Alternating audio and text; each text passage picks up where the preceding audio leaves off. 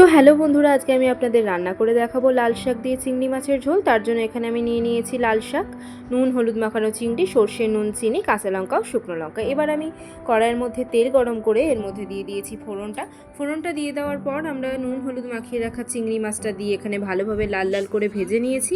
লাল লাল করে ভেজে নেওয়ার পর এর মধ্যে আমরা কেটে রাখা লাল শাকটা দিয়ে দিলাম।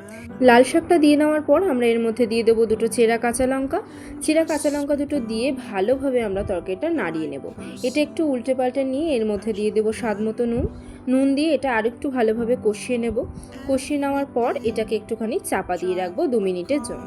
চাপাটা খুলে নেওয়ার পর তরকারিটা ঠিক এরকম একটা কনসিস্টেন্সিতে আসবে। এরপরে আমরা দিয়ে দেবো স্বাদ মতো চিনিটা দিয়ে এটাকে ভালোভাবে একটু নাড়াচাড়া করে নেওয়ার পর এর মধ্যে আমরা দিয়ে দেবো জল আপনারা পরিমাণ মতো দেবেন। আমি যেহেতু ঝোল ঝোল করছি সেজন্য এটার মধ্যে আমি একটু বেশি করে জল দিয়ে দিলাম। জল দিয়ে দেওয়ার পর এটাকে আমরা ভালোভাবে একটু নাড়িয়ে ছাড়িয়ে নেব, যাতে মশলাটা এর মধ্যে ভালোভাবে মিক্স হয়ে যায় এবং চিংড়ি মাছটাও সিদ্ধ হয়ে যায়। এটাকে আমরা 5 মিনিটের জন্য ঢাকা দিয়ে রাখবো। ঢাকা খুলে নেওয়ার পর দেখুন কত সুন্দর ঝোলটা হয়ে গেছে। তো তৈরি হয়ে গেল আমাদের চিংড়ি মাছ দিয়ে লাল শাকের ঝোল। আপনারা বাড়িতে অবশ্যই এটা ট্রাই করবেন। 10 থেকে 15 মিনিটের মধ্যেই রান্নাটা খুব সহজেই হয়ে যাবে। Thanks for watching. দেখা হবে পরের একটা ভিডিওতে।